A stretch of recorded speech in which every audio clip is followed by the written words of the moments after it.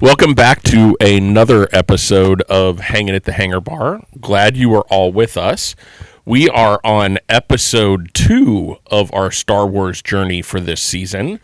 I'm going to bring us all into our feelings for this one, because this episode is going to be all about storytelling, Galaxy's Edge, and what works for storytelling in the Star Wars universe. Feelings. Sorry. There it is. Episode over. Okay, so our opening question is, what is your favorite emotional moment in all of Star Wars and why it hits you? I think we should take out Luke, I'm your father of that, because I feel like that has to be everybody's, right? Or am I wrong? No, we can omit that. Yeah, because I feel like that's the obvious, right? Or I think we can all agree. It's like one of the biggest reveals in Right. cinematic history, so it hits everybody, Right. whether they admit that it does or not. Since I'm already monopolizing the conversation, can I go first? Sure. No, I think, again, I'm gonna maybe today I have a theme of Yoda, but mine is when Yoda gets his lightsaber out of when he goes back and that whole fight scene where he gets his little tiny lightsaber out. It's the first time you've seen that, when he gets done fighting and like starts walking with his cane again afterwards. That, I think, was the first time in a theater that I heard people cheer and clap. right. I remember that. And that was the very first time that I saw that, and it was one of those like kind of full circle moments where it's like I've kind of grown up with this character. I've seen him, they've talked about what a great warrior he is, all this stuff. He's this little tiny dude, and then he proves it. So I think that's right. mine. So yeah. Okay, it's a good one. I don't know that I have one. Okay. Do you have any? No, It can even be thematic. no. No. What So- about the music, Candace? Oh well, yeah. I mean I that. feel like that's a good one for you, right? Yeah, and the story is very, for me, tied to the music, Sure. and John Williams has done an absolutely fabulous job. Like, there was ever a question. Like But- when I walked in here and I Yeah, yeah, and I heard you down here. You said it back. Yeah. and Right. So, yeah, that one I thought would be Yeah. yours. yep. I hadn't even thought about the music, but John Williams doing the binary sunset as Luke's looking out as a farm boy, that gives me chills every time. I think my runner-up would be Luke throwing his lightsaber to the side, telling Palpatine that he's failed. Your Highness, I'm a Jedi like my father before me. That still hits me every time I watch it. But I think as a single quote. So music, the quote, I think, is that one where he throws his lightsaber. I think thematic, as you mentioned, would be everybody that Anakin loved died telling him that they loved him Ooh. as they died. And he still could not grasp any of that. He was so fallen that as his mother's dying and she says, I love you, or doesn't get it all out, I love you, and Padme, I love you, and Obi-Wan, I loved you, Mm-hmm. I did. Yeah, I never thought of it. That's a good one. Yeah, it's powerful when you watch it, and you watch all these people that he holds in high regard, or they hold him in high regard, and they're all telling him I love him as they're dying, and he's kind of oblivious. Right. I think it's just it's sort of a self-esteem kind of situation where he had so much hatred for himself that he couldn't believe it when anybody else said it, because I'm unlovable, I'm broken, I'm fallen, I'm all these terrible, terrible things. And yet I still stand by he's the chosen one. He couldn't love himself. Right. Yeah, and I think chosen one is definitely true. And like he does bring balance to the Force. Mm-hmm. Like, numerically, yeah. right. You just don't think about it as like, as they say it in the movie, you think about it as, oh, he's going to bring balance to the Force and be a good guy. No, in order for you to bring balance, there also has to be the bad guy, which is always interesting to me. So yeah, he does. He's the chosen one. Mm-hmm. So yeah, for me, I think it's my own question and I don't think I have a good answer for it. Emotional moment. And I'm actually going to take us to the sequels. When Rey and Kylo Ren are having kind of that Force conversation when they're not in the same room. I just think the power of, like, I always go back to that like that power of that conversation is, no matter what you think of the characters, like, getting into one another's brains that way is just such an intriguing concept. And if you think about it from a human element, how often do we let people into our brains, or we get into theirs, and that thought is like, oh my God, what are they doing there? How are we having this conversation, that moment? Just an interesting dichotomy, if that's the right word. It's a I like big that. word. I like that. Yeah. I'm shocked no one said when Darth Vader dies and Luke's holding him. Oh, That one, I felt like someone was going to say. It's hard to get past the makeup. And what's wrong with the makeup? It's horrifying. he was burned alive. He's not going to look. Well, I know that. I think bald is beautiful. I'm not saying that bald is not. Are you saying people shouldn't wear makeup to disguise anything? No, not at all. I would never. I think a lot of your fan base is used to that. So. Right. So Scott, is it the fact that they're in each other's minds and it's so intrusive? Yeah. Is that Yeah. Is that the right? I think that's the right word Like, I'm looking for. That For both of them, it feels very unnatural, and they know that it's unnatural in the moment. Like, even Kylo Ren, that is kind of instigates it, is like, wait, she can talk back to me this way? Yeah, you can tell they're uncomfortable. Right. For sure. Whereas in the OG trilogy, thinking things, they're kind of connecting through the Force. Okay, yep, got it. But to actually be able to see and Right. hold real-time conversation, basically FaceTiming through the Force timing, I think is what it's called. Right. That's TM. Yeah, it's it's very uncomfortable for both of them. Mm-hmm. But they don't stop it. They try to use that Right. to connect, and so yeah, that's pretty deep, Scott. Yeah, in the original trilogy, it is. In the original trilogy, it's very much, oh, there's a ship going by. I feel the Force. Whereas, like, in the sequels, you kind of learn that if Darth Vader had wanted to, he could have put himself in Luke's mind or in Obi-Wan's mind. Like, old friend, what are you doing here? Like, how cool would that have been? could he though? I feel like, and that's one of the things that's not consistent throughout the movies is what people can do with the Force, and maybe it is. People just have different abilities, Right. and that's. I I'm don't going to think touch Vader on that had. in episode 3 when we talk Okay. about our hot takes, because consistency in the Star Wars galaxy is Does not yeah. a thing. consistency is So- not consistent? No, not at all. So If We'll- you're we'll come Leia, you back can to that. fly in space. That kind of. yeah, Right. you get stabbed in the chest multiple times by a lightsaber and you're fine, or you get nicked by and you're dead. I digress. Scott, back to you. Okay, we're gonna grab a drink, everybody. Tune in for this one. It should be a fun, interesting episode all about the storytelling, and we're gonna delve into not only the movies, but we're gonna delve into the parks and all of the storytelling that goes along with that one in this episode as well. So sit back, relax, and enjoy the episode.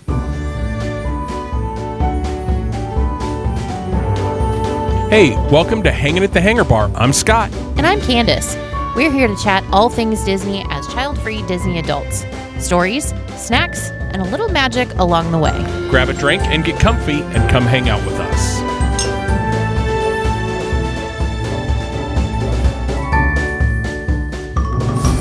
Okay, welcome back, everybody.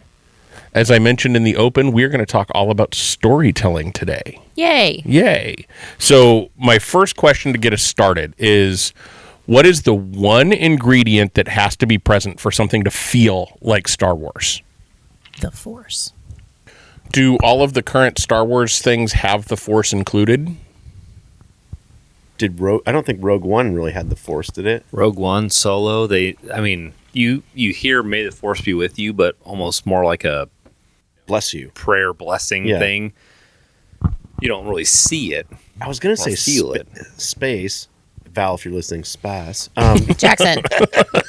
I got in trouble but that's not necessarily true every time. Well, I guess I think because it's a space opera. I think space. I think that's would be my final answer.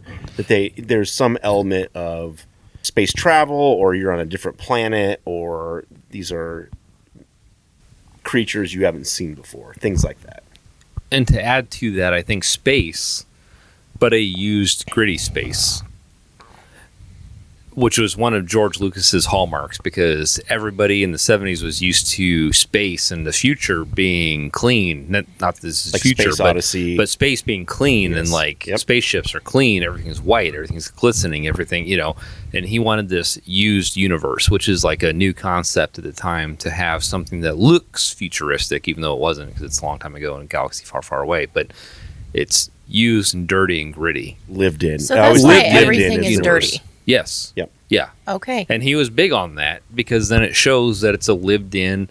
You're dropping in on their universe watching this story unfold. You're not. Like, it's just a way of life. It's not some big to do about. Right. We all don't have space maids. Like, Right, yeah, bingo. there's It's not preaching It's about not the Jetsons with Rosie. gross. bingo. right. It's not preaching about what the future could be. Right. It's truly It's a gritty past. Right. They're just showing this space opera. So space, and I think it being a gritty used space on top of that. And it makes it, I mean, the Millennium Falcon's one of the most famous ships of all time. They talk about it being a hunk of junk. Bingo. It's Yeah. and for some reason that makes it lovable and whatever. So yeah, I like that. That's good. Yeah, but to go back to what Candace said, I think the Force being present or a through line for it all is vitally important. Because without the Force, the original trilogy doesn't happen. That's a great point. Yeah. Which I do appreciate, especially in, as much as we hate to admit it, the sequels. Episode 7, when Han is talking to Rey and Finn, and he's saying, you know, like, yeah, all of it, it's real. All of it. The Jedi, the Force. Because at that point, they don't know any living Jedi at that point. They had eradicated them.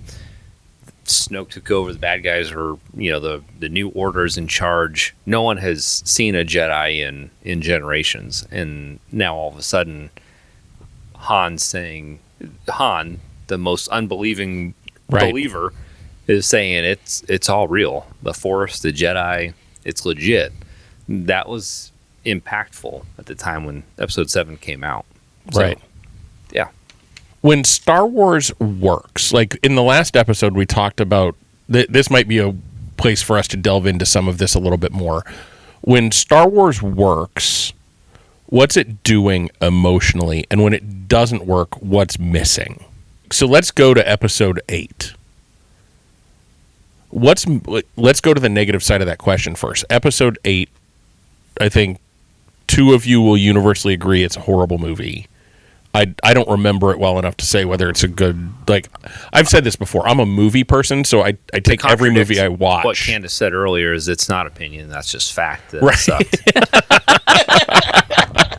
No, so for me, with especially episode 8, and to reiterate what Candace said, then with the Force, right? There's space in episode 8, and it's dirty and gritty, but it's also animal rights and weird story and not answering any questions that we were given in episode 7. But the one time in episode 8 that I feel, and Jackson can follow on after me to chime in, the one time I feel it feels like Star Wars in episode 8 is when it comes to dealing with the Force. And when it's Luke finally decides he's going to burn this tree and whatever, and Force Ghost Yoda shows up. And I think that was one of the few times in episode 8 that I remember the theater being excited that we see Yoda again. And he comes back in Force Ghost to talk to Luke, and he kind of bashes on him a little bit about what it means to be a mentor and what it means to, you know, have somebody that's learning from us and to be the master or the guide at that point. And I feel like that's when it really hits you that, yes, it's Star Wars.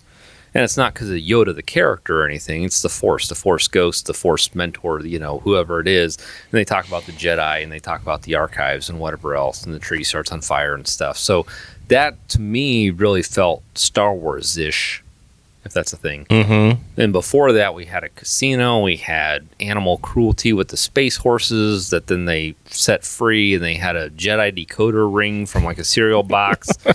I don't know. It was a mess, but it felt like Star Wars. Is that a MacGuffin? Or Yeah, MacGuffin, or yeah. right? Yep. We're going to just kind of throw it out there for the story. So, Okay. yeah.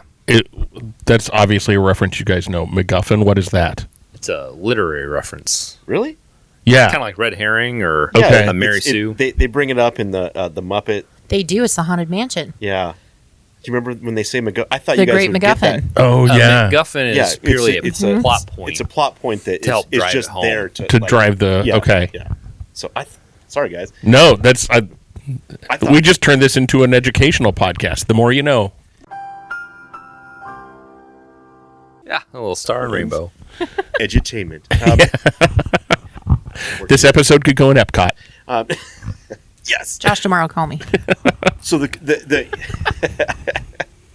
so the question is, what felt most Star Wars-y about Episode 8? So the question is, when Star Wars is working, what's it doing well emotionally? When it's not working, what's missing? So two versions of the same question. Just you can take it the positive way or the negative way. I think when it's working, like this, again, I keep coming back to the cohesive story. I think when it's working, we get from A to B, and it's a cohesive story that makes sense. And when it doesn't work, it's like, oh, she's Palpatine's granddaughter somehow. That doesn't work, and it doesn't make sense. And I use the term shoehorned, but I really do feel like they're doing this on the fly. Mm-hmm. When it works, again, is when you have one vision, one person in charge, and you tell a good story. Okay. I So think- it's all about the storytelling. Sorry, Candace. I think there has to be some nostalgia to it as well. I think it has to tie back to the original concept for the story. So 4, 5, and 6. I think it has to all stem from there. Because if you get a whole bunch, you can expand the universe and go out further into the galaxy and all these other things. But if it doesn't tie back to that original story, it doesn't make any sense. And it's hard for people to get to know this whole new batch of characters and these whole new why they're doing what they're doing. And like there's not enough time or attention span to develop the characters that they need to properly. So let me press you on that a little bit. What worked in the original trilogy? The story, Like, what about the story? it all tied together. Like it was kind of a continuation of, this is the battle we're fighting. These are the characters that we're going to fight this with, and this is in-game. Okay. And you also have the whole life experience arc. You have new life, you have loss, you have relationships, you have different challenges, you have all of that. And so it's very relatable, even though it's not at all. And that's missing from like 7, 8, and 9? Uh-huh. Because you're too busy trying to figure out who everybody is. Okay. Like Andy was saying, we're going to this casino planet to see horses race, and like, what are we doing? Like, how is this moving the story forward? Right. I understand you need to go on adventures and do things to get to your end goal, but I feel like there really wasn't that in the original trilogy. We had to go get Han because he's kidnapped. Okay, that takes us on an adventure. Like, why are we in this? It just seems so random. Okay. So that kind of leads into another question that I have written down is nostalgia for the original trilogy helping or hurting the storytelling currently? Are we wanting it to be too much 1970, 76, 77, whenever the first one came out? Yeah, 77. I don't think it's hurting nostalgia. Or nostalgia is it hurting the story? I think that's what predicated the story. I mean, it has to have a tie-in because that's what this all came from. But don't you think that it's an impossible bar to set? Like, there's no way I don't know. I get what Scott's trying to say. Like, is it hurting? Like, I feel like, okay, we need to cut them some slack. I see what you... Okay, yeah. So I see what you mean. I was like, well, yeah, it has to be Star Wars related because it's Star Wars. Yeah, that's a good question. Is our love for the original trilogy getting in the way of us enjoying current projects?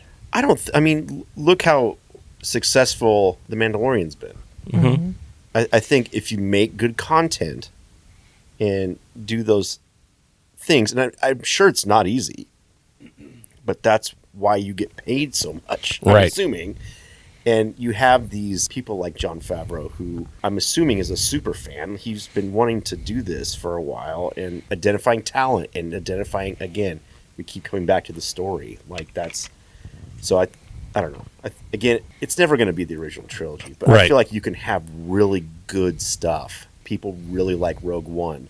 Again, there's that callback to that scene, where Vader goes crazy in that small hallway, and that's what, maybe 2-3 minutes. Yeah, if that. I mean, just that one thing, and I'm sure it wasn't easy to do, and there was a lot of work that went into it. But man, I mean, we're sitting here years later talking about it. Well, and I think there is. Yeah, to answer your question, I think there is a want to have that nostalgia back, because again, we have Rogue One, we have Vader with wholesale slaughter. That's what we want to see. We had the Book of Fett that bombed because we tried to make Boba Fett a good guy. Right. And now bring back Mandalorian does really well. Why? You have a Mandalorian who's bounty hunting. That's what we wanted to see out of Boba Fett. We have a droid called IG-11 instead of IG-88. Same type of droid. It's bounty hunting. It's kicking ass the whole time. That's what we wanted to see. You have a baby Grogu, right? The baby Yoda, as he was named for a long time, until we found out his actual name, because fans wanted that. Right. So I think there is that connection with nostalgia, just like Kenobi. I know there was a couple of people that didn't really care for Kenobi, but a lot of people loved Kenobi because it was Obi-Wan Kenobi becoming a hermit, which people didn't want to see, but that's how we know Obi-Wan. That's how we were introduced to Obi-Wan, and that tough conflicting relationship with the Lars, the Oben and Beru, who are raising Luke now. So we get to see that established. So I think the things that bombed are things that separated themselves from nostalgia, and the things that are doing well stay in line with the nostalgia. Leaning into it. That reminds me of something I wanted to touch on, that what you said about the shows and what Candace said about meeting new characters and not having time. I think that's why some of the shows have been more successful, is because you have hours to get to know these characters and develop them and do that. While a movie is 2 hours, you have maybe 2.5, 3 if you're, Lord of the Rings or something Wicked. else. Yeah. Or if you're Wicked for Good, which was my nickname in high school. Anyway, but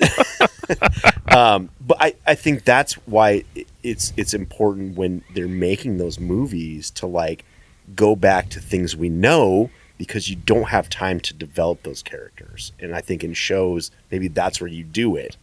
So I don't know. I just wanted to kind of throw that out there, because you were both kind of saying similar things that related. Who here would pay money to see a Yoda origin story? Yeah. I think Not me. you wouldn't do. Can I do it, Scott? Tell us why. Oh, tell you more. Tell me more. I think some things in Star Wars don't need to be explained. I like that. I think none of us knowing who Yoda or Yaddle are, or where they came from, or Grogu. Yaddle? Yaddle. Do you know who Yaddle is? Oh, okay. Yeah, it's she's the female. We talked about this last time. Okay. Quote unquote Yoda, whatever species. Female they are. Yoda, yeah. Yeah. I don't want to see where they came from. I don't want to know how long they live. I don't want to know anything about them. I like that it's a mystery. I like that we've never seen a Jawa without its cloak. Let's That would leave be it terrifying. at that. Right. I just have this. Yeah. be Let's terrifying. leave it at Jawa. Everybody understands them. No one can speak it. No one knows what they look like. Not everything needs a backstory. Right. Let's just leave. It's nice some to leave it up things- to the audience and Right. your imagination. Okay. Right. And you're kind of getting the Yoda backstory of what Baby Yoda would have been like through The Mandalorian. Yeah. Kind of. And I think that's what's interesting. I think that, and you kind of brought it up earlier about their age and all that stuff. And Yoda's crazy old. Yeah. Wasn't he like 400 years old when he died? Something like that? 900? And that's one of the interesting things I again, I don't want to know all this, but hell, he talks funny. He talks backwards. And one of the best fan theories I heard on that is, when 900 years old you reach, a line from Yoda, think about how much the English language has changed in 900 years. You go back 900 years ago, you don't speak Middle English. Right. You want to understand a thing they said. Yeah. So if their syntax is a little bit goofy or a little bit flipped when he learned how to speak common, Right. that makes sense. And he hasn't changed. That's great. Can't teach an old dog new tricks. So he speaks the way he learned 900 years ago. We're going to forgive that, and we're not going to ask any more questions. Right. Interesting. Because he's just Yoda. Because he's Yoda. And That's he's a how badass. he speaks. Yeah. Right. And that's it. when you give a backstory to everything, I think you're doing a disservice to the audience because you're taking that away from people. Right. I think if you want to tell a story, but not everything needs a backstory. You're Right. taking away the ability for people to use their imagination, which Right. is so important. And that gives you a connection too. Mm-hmm. Again, and we have kind of key words we've been talking about. Right. We know he speaks in maybe plausibly a really old way, and we know that E.T. exists in the Star Wars universe. We saw him in the Senate, and when we see E.T. see a kid dressed in the plastic masked Halloween costume, like you guys were talking about last Yep. episode, and he sees a kid dressed as Yoda, and he says home, and he points at him, we can now maybe tell that E.T. came from Yoda's planet. That's all we need to know. See, I think Yoda just got bored with talking the normal way. And maybe I've that's been around. I've been around maybe this it's a long, prank that he gets. and now Okay. bored I am. Like it's his whole character development. Like, I'm going to be mysterious, and this is one more way that I'm going to be mysterious. Right, he's practicing in his own Yeah. rural chambers, away from everybody. Why am I not just now putting together the fact that E.T. is E.T. Lucasfilms? Yes. And E.T., there's multiple E.T. creatures, whatever they're called, shown in the Senate in Senate, one of the pods representing a planet. And Okay. when Elliot shows him all his Star Wars characters, and he sees Yoda, he says home. Yeah. And then you said like there's a plastic mask. Yeah, they're very Yeah. And Yeah. I mean, obviously, like Spielberg and Lucas are buddies, and they So maybe E.T. is a fever dream of Yoda's right before he dies, just like maybe E.T.'s Don't make this carbonite. sad. Don't Right. make this sad. It's all happy. It's all good. Stop. Maybe E.T. maybe E.T. is Indiana Jones. oh, No. that's not how this works. Scott, can I have another drink? Yes. The answer to that is always yes. Okay, so we've been talking about like E.T. and that connection. So what do you think of the other standalone stories? Like, you don't want a backstory of Yoda, but what did you think of Solo? Like Han's backstory? Okay, I think opinions differ in this room for this. I don't think, personally, I think Rogue One was successful. I don't like it as much as everybody else does. I think it was successful, and then the series that went along with it, I think, again, people rave about it. I haven't been able to get into it.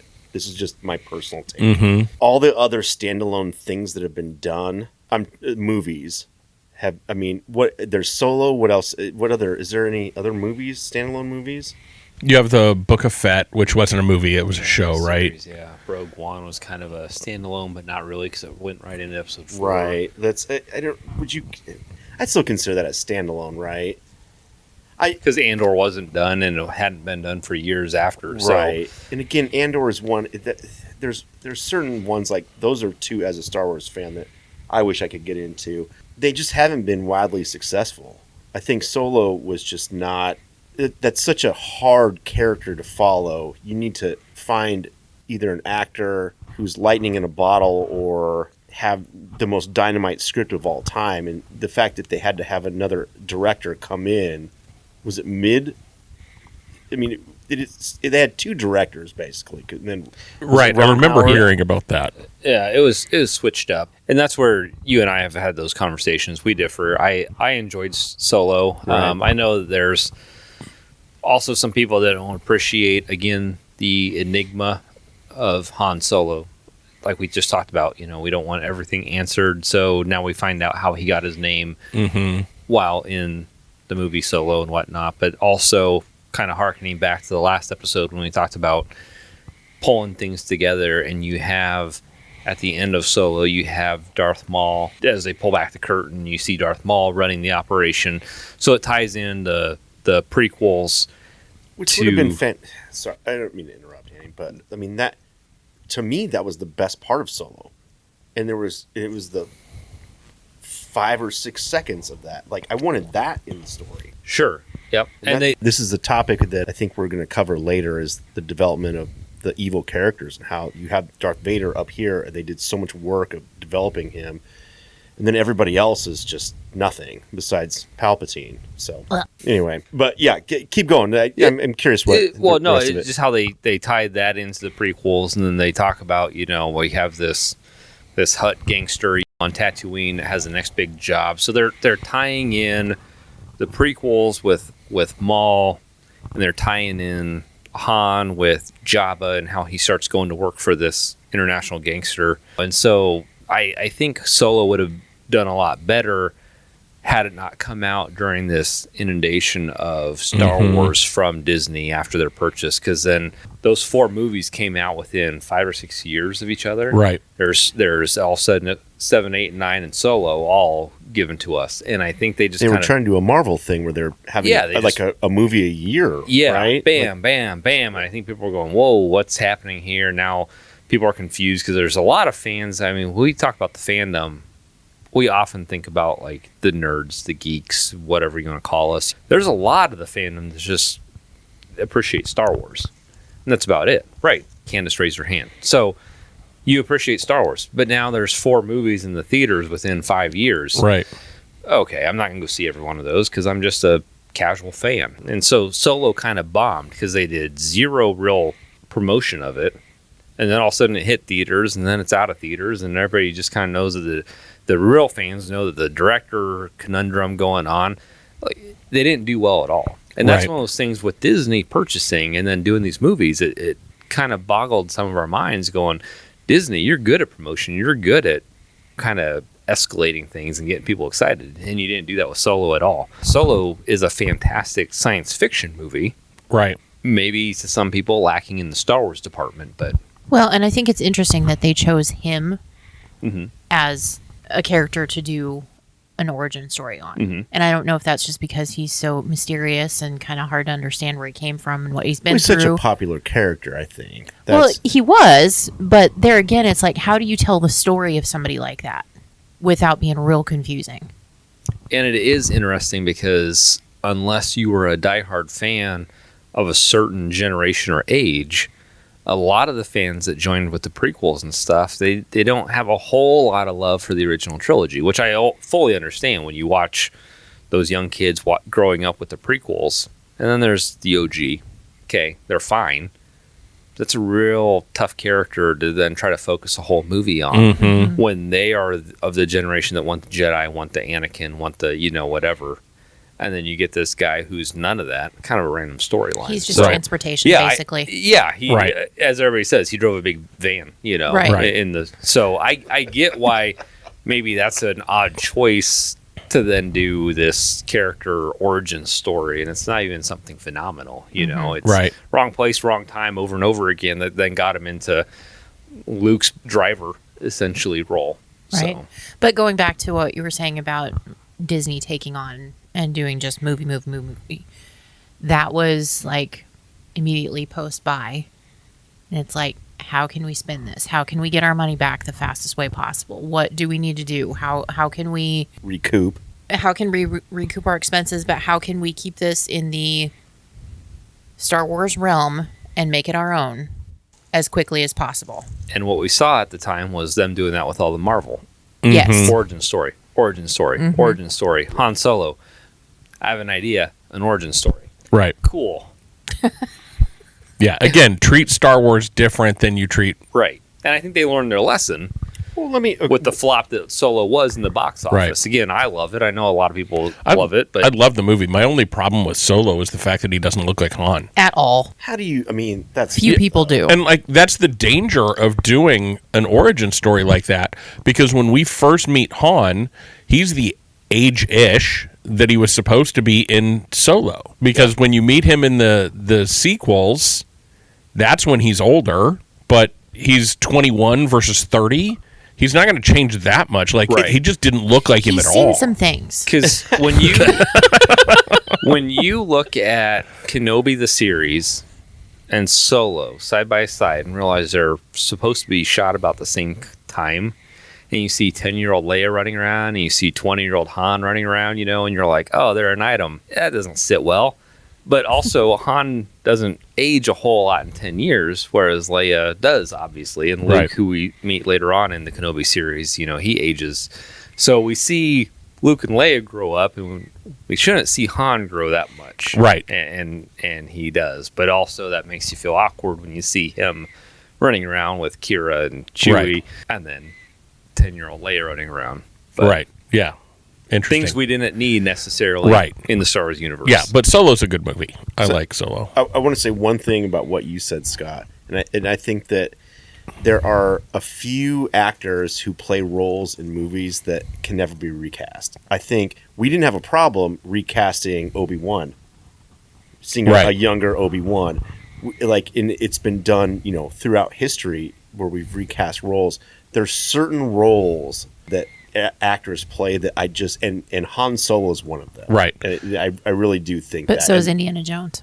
I agree. Right. Harrison Ford is just such a But I think call if me we Harrison. right, if we had met Han when he was in his 60s or 70s like we met Obi-Wan, we would have been more willing to accept a difference in look. It's because the When you- ages were so close. Is that what you're saying? Right. I still think I think that's one of those ones that's just it's really really hard. It's like recasting the Terminator or you know what I'm saying? Right. Like you can't. I'm having a hard time coming up with one that is off the top of my head, but Right. But yeah, I think he's such an iconic character. But yeah, I get what you're saying, especially if you're gonna slap a vest on somebody. Right. I mean, the dude made vests cool again. Right. Like that's how cool he was. Was the game Sabacc created for Solo, or was that somewhere else in the universe before that? It was in the universe prior to, but I think when you see the rules and the card hands being mentioned and stuff in Solo, I think is when you see Disney printing the actual card game Right. to be purchased and whatnot and Right. played And played in rules part, yeah. I'm shocked. Yeah. 'Cause it had been mentioned plenty of times, but yeah, the rules. Did Solo come out about the time they were opening Galaxy's Edge? I think it was before that. Okay. 10 years? Has it been 10 years? How old is Galaxy's Edge? I don't know. I think it is right around 10 years. Two of the four of us are Googling.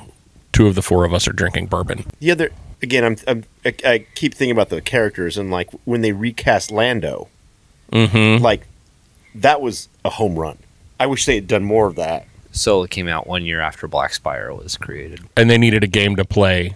Galaxy's Edge came open to the public in 2019. Okay. That's going to be a good segue, but we're going to stop for our unhinged questions from a Star Wars fan moment before we jump into the parks. Okay. Candace, what is your unhinged question for this episode? Okay, this should come as no surprise to anybody, but I'm going to take us back to Empire Strikes Back, and we're going to go back to Hoth, because this sticks in my craw, as it were, and it is annoying to me. Okay? 2 questions. It's a 2-parter. Number 1, if the Tauntaun was bred to work on Hoth and is used to the cold weather and all of these other things, why did he die? Was it an age thing?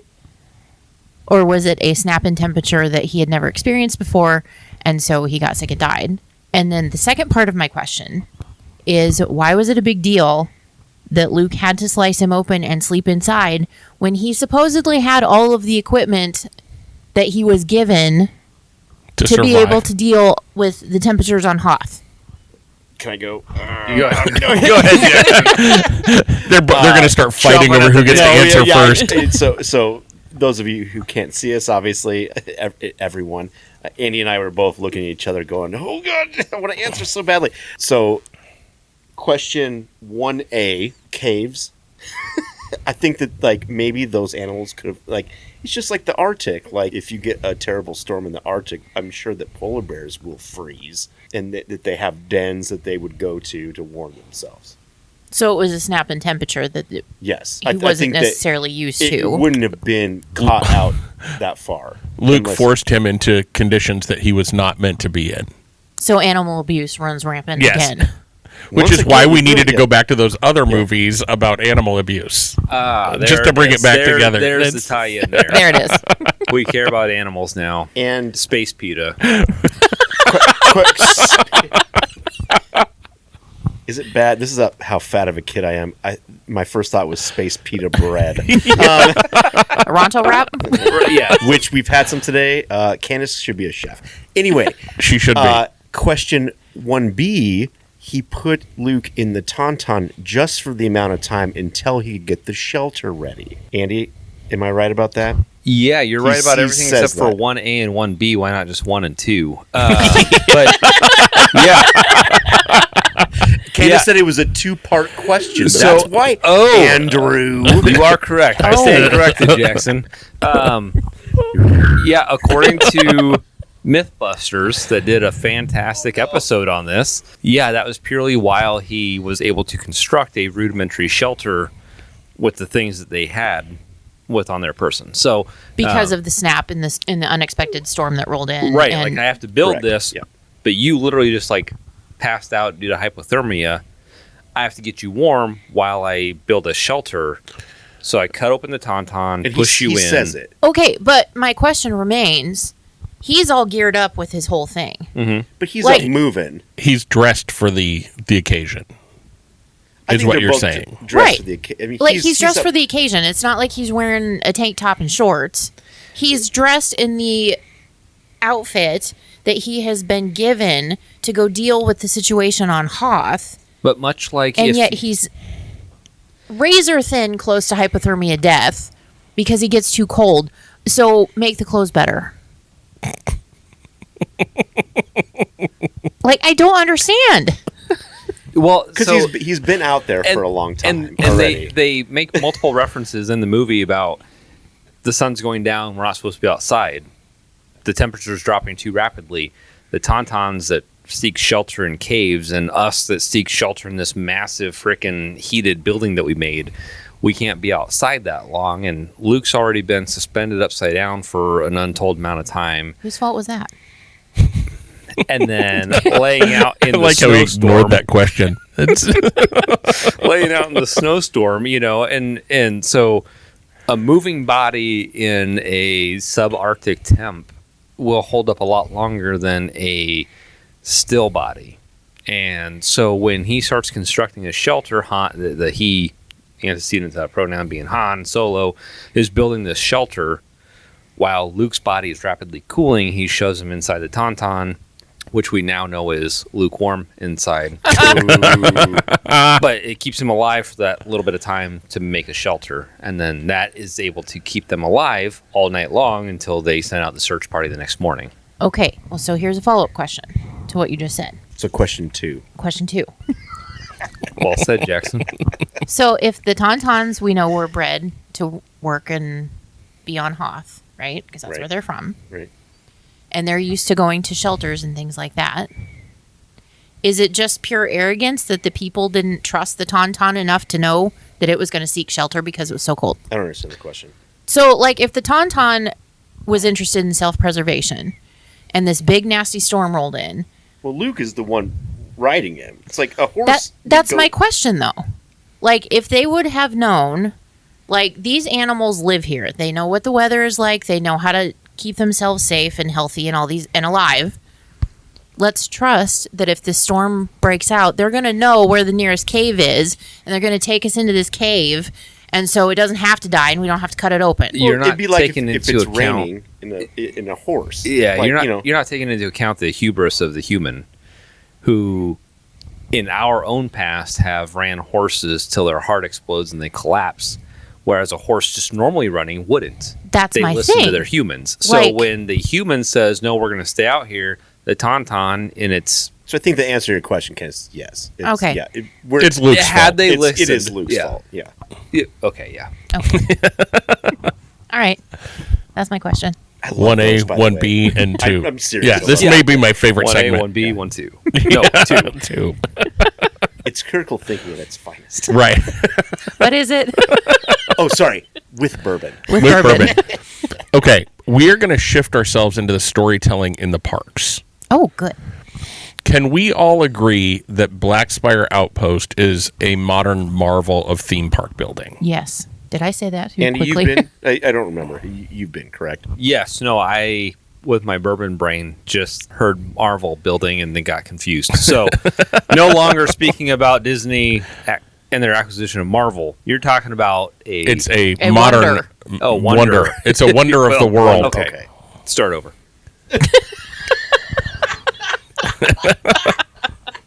Can we all agree that the building of Black Spire Outpost at Disneyland and Disney World is a wonder of theme park building? Yes. Yeah. Yes. Yes. Yes. Okay.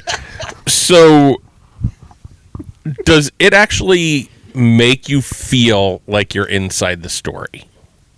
It does for me. I'm going to give a little bit of a snarky answer. You two saw me. That was so amazing. And just for listeners who might not know, who haven't heard me talk in lengths about it, I had the pleasure of going to Disney with our hosts, and they got to see me in Disney at the Star Wars. What's it called? It's Black Spire Outpost. Black Spire Outpost. So, and At Batu, right? On Batu. What day Yeah. was that? 2 or 3? It was our second day. I think it was 3rd. Third.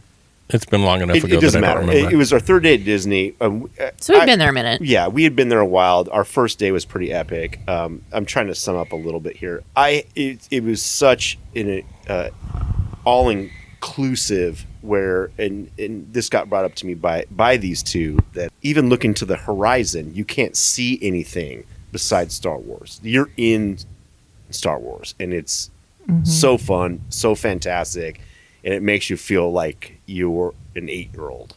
Right. I think one of Scott's moments, if Scott had like a top 10 Jackson moment, I would say me running after. He said, "There's Chewbacca," and I went running. Yes.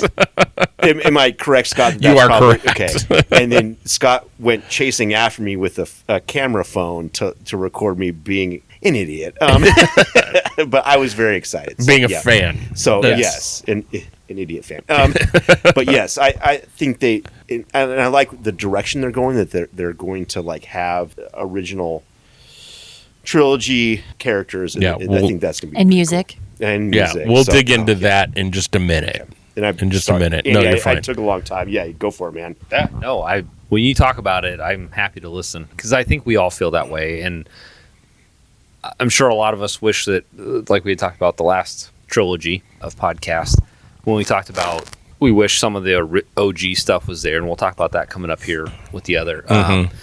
But yeah, and for a long time, Star Tours was the only Star Wars that we really Right. had there.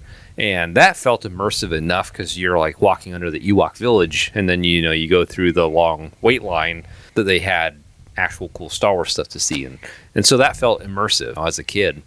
And now as an adult, we get Black Spire Outpost on Batu, and you go in, and it really does feel like its own separate Star Wars land, and that's super cool. So yeah, I think it does take you back to feeling like that little kid, or feeling like Jackson chasing down Chewie, knocking kids over to get to him On purpose. Yeah, Right. yeah. seek them out. It takes No you shame. back for sure, though. Yeah. Do you think there is a way, and this is just my own little pet peeve, and I fall prey to it. I go to Hollywood Studios wearing a Mickey Mouse t-shirt. Do other people pull you out of that immersion when you're there? Yes, but only because I wish I could be there alone.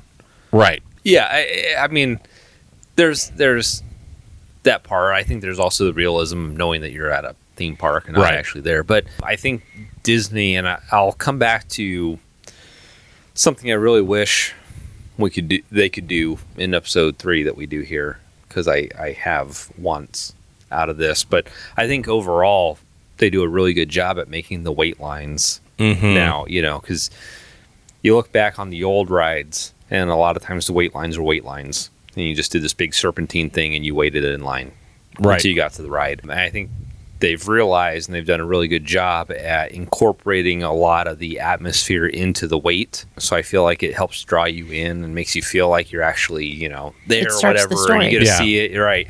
And so when you get into the actual ride or whatever part it is, then it's all that more fulfilling. Right. That's the Minxes have talked about that. I mean, and sold me on that about how Disney does. That's one They of do the cues best better thing than anybody. that they do is they make everything a story. Yeah. And that's one of the things and obviously they did a fantastic job. Yeah, so two things. Like, the cue point is such a good one, and Disney has to be careful because in order to meet like fan demand, they tried to do a single rider line for Rise of the Resistance, and they just take you through a back hallway. Yeah. Like you go down this path where you're on Batuu, and then all of a sudden you're in a hallway with no theming, and then they go through another door and you're on the starship with stormtroopers. And I'm like, that just pulled me completely out of the immersion of the ride, and I will never do the single rider line again. And it would not be tough at all to throw up some decals and throw up a little bit of... I mean, you could easily spend half an hour and make that walk through a hallway at least feel like you're walking through a corridor. Right. You know? So just to tie it in there a little bit more for you. Yeah, And that's exactly. One of the, like you were talking about how things are dingy, you know, and it's easy to make things. It's easier to make things dingy than clean. Right. I think. Right. Yep. Slap Look a at my bunch of basement, Arabesh steins up and make it cruddy around there, and we go, oh man, this feels like we're behind it. I sent Andy, and I think I sent it to you too, a video, an Instagram reel of the trash cans in Galaxy's Edge having that the attention to detail. Yeah, having the same number on it as the trash compactor in the ship that they're on. How hard would it be to put up theming in that hallway that made it look like you were in a trash compactor? Right. And you had to go through that to get to, you had to break out of the trash compactor to get in. But the second point I was going to make around that is cast members are so important to bringing you back into that immersion, because we had our pictures taken the last time we were there, and the cast member that was taking our picture was so good. I was wearing the same hat I'm wearing today with the little Mickey icon on it, and he's like, "Who's that on your hat?" Mickey Mouse. Who's Mickey Mouse? What? And like, it took me a good why is he a big 30 deal? like 30 to 45 seconds to figure out, oh, he's just playing with me. I need to play into this. And you're getting frustrated because you're at Disney, so why wouldn't he know who he's Mickey your boss, is? sir. Yeah, come on. Yeah, he signs your paycheck. I will call him right now. Yeah. Don't talk about the mouse. Right. But that cast member But this Imperial officer on Batuu would not know who you're not talking have about. any idea. Like, oh, you're a tourist. That's from your home planet. Yeah, Like, very and cool. that's where cast members become so important to, oh, all of us in Mickey gear are just, we were on the same tour bus that got us here. Yep. The same shuttle. Right. Yep. I get what you guys are saying. Like that, I don't know. It's so big, and so I mean, the Millennium Falcon is there. A life's like, so the fact that there's a dude standing like in a Mickey Mouse T-shirt next to me, I don't notice that. Well, and two, There's a 50-foot tall. I mean, you know what I'm saying Right. here? Like the grandioseness. That's a word. sure, it It is is today. now. Yeah. TM. The largeness of it, like is so overwhelming that I think it's really hard, and it's just like watching a movie at your house. Like, you're on your couch, Right. but when something's done well, which that is, I think that it doesn't matter. Like, Right. I think in the back of your brain, you're like, I'm at a theme park. I know that, so that it personally doesn't take me out of it. Right. Right. And two, I mean, Disney does a great job of giving you everything that they can to get you immersed into the story and be a part of it. But they can't control how you're thinking. They can't control how you're feeling Yet.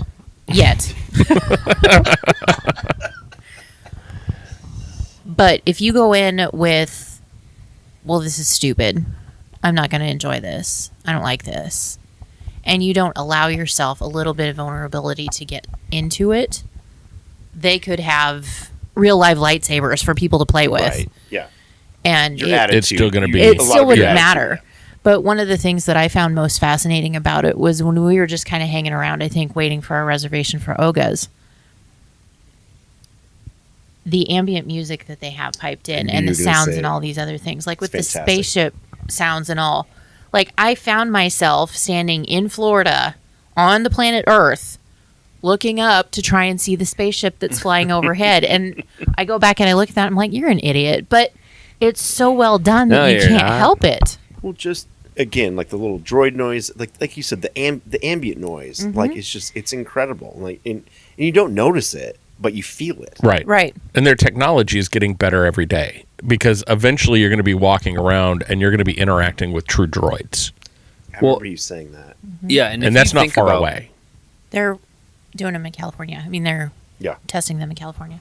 Yeah, and if you think about, like, if you take out the other people, and I know that's not really the point of your question because it's does that detract from your experience? But I think if you think about, if you walked around any other part of a Disney park, whether it be Disney World, Disneyland, and there weren't people there, it would feel like you're at a theme park. Right.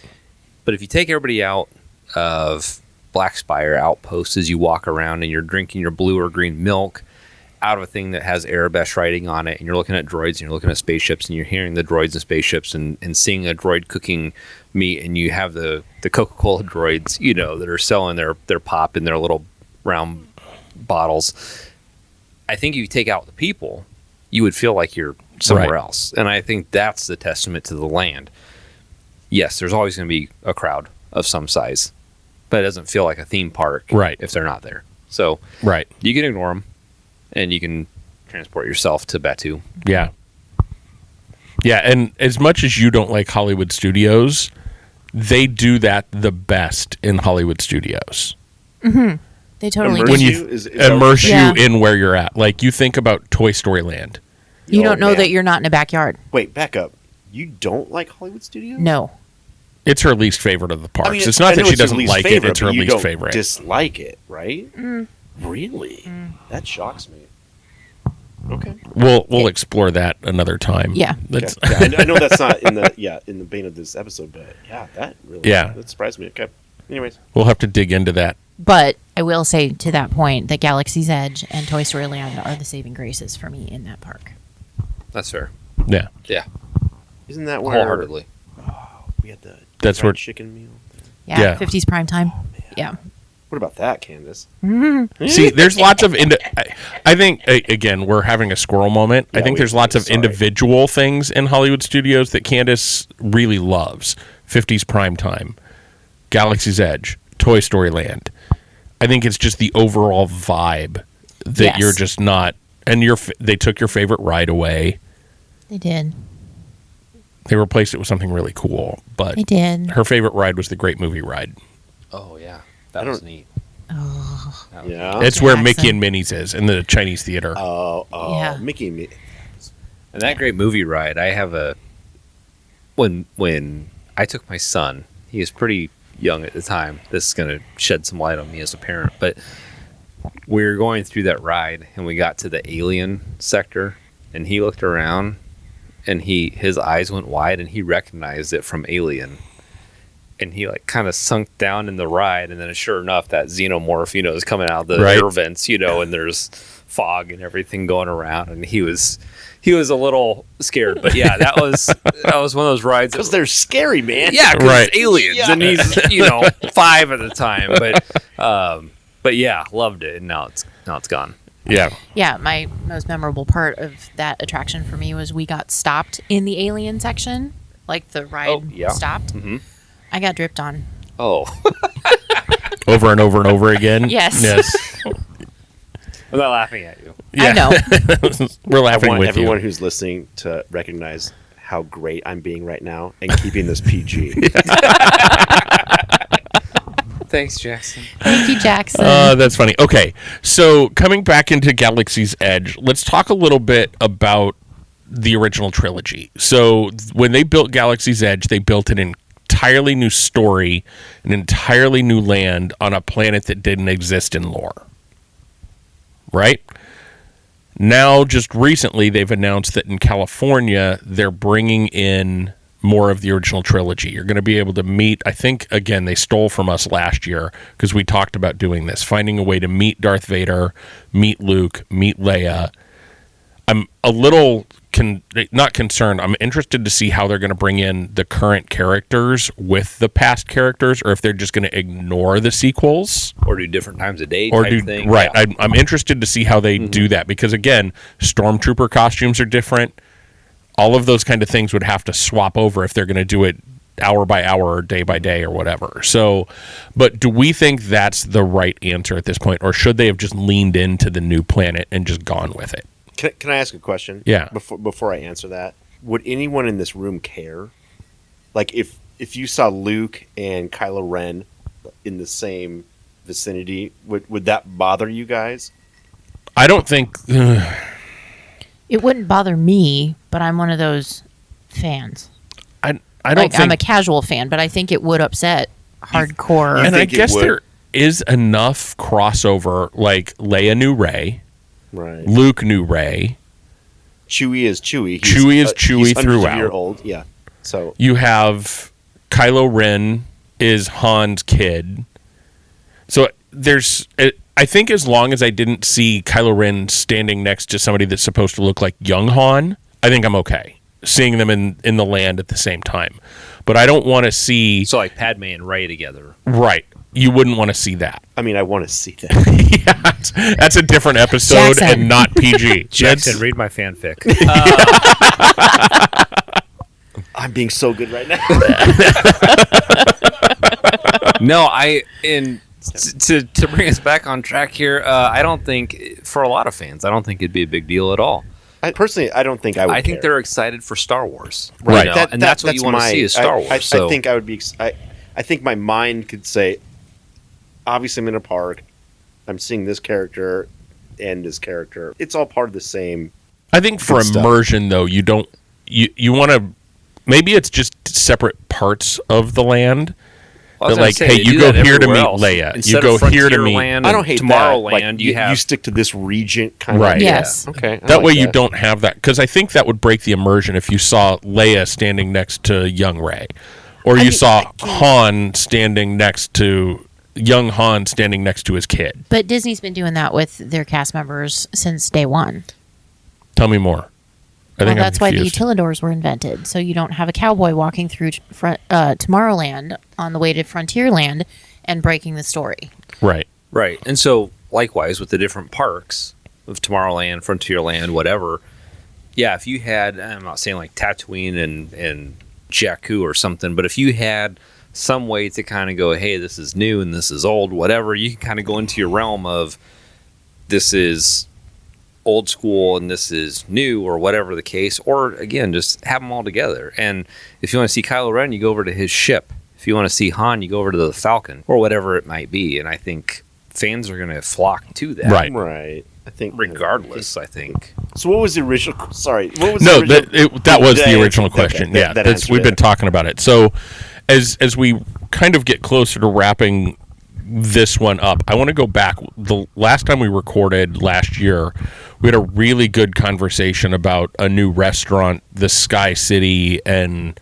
it started from that conversation of how do you bring in the original trilogy characters in the current land that it is, and we said go somewhere else, like transport somewhere else. But I think the way I want to wrap this episode up is if you could design one new in-park story, what would you want to tell? Do you mean some like a new concept or something from something existing already? What do you mean? Whatever. Like, if you could participate in something Star Wars in the land, what would it be? The Ewoks. You want to see them carry in people and then eat them? I do. And make them and have them save the dresses for Dress in other people's whoever clothes? might show up. Your cannibal's name is Hannibal. Yes. Shout out to my piranha that was named Cannibal the Hannibal. True story. Yeah. So, yeah, is there anything, like you can build a droid, you can build a lightsaber, you can meet the characters, you can fly the Millennium Falcon, you can... Only if you get the right seat. Only if you get, and they're changing that up too, which sounds really cool. We'll have to get into that another What a time. horrible ride. They're actually fixing it. Yeah, I know. Hopefully. Like the one that would make me sick. the everything that I've read is the back seats. The engineer. The engineer gets to decide the story. Ooh. Like there's 5 or 6 different story potentials that you can do, and the engineer is the one who makes the decision about what planet you go to, what story That you also go increases to. writability. That will Like, help. repeat. That will help. Yeah, Yeah. for sure. Yeah.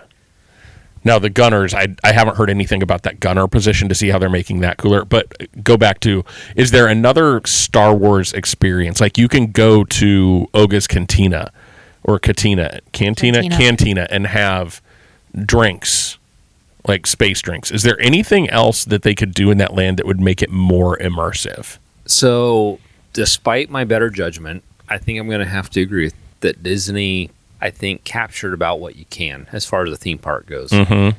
You want to eat the food and experience the drinks, they have that covered. You want to build a lightsaber or have your little Jedi Academy for the younger ones that want to swing a lightsaber and learn from a master, they have that. You want to play a spy game where you go around and read clues and things, they have that. You want to buy merch and just see the things, they have that. Short of an actual Stormtrooper basic training, I think they cover a lot of stuff there. As you Is were that talking, where you show you not how to aim at something? Yeah, right. Okay. Bingo. as Andy was talking, my first thing was like, as a child-free adult, can we have an Order 66 attraction?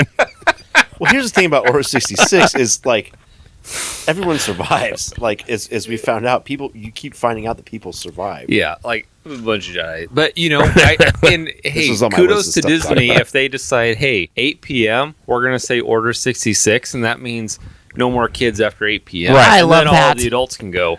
No younglings. I Right. think that'd be fantastic. You guys go enjoy Disney, take TM. all of my you money. guys. Right. Take TM. all of my money. Me too, because they'll I be think at the everyone in this hotel room. They do after-hours events at Disney anyway. They do. How?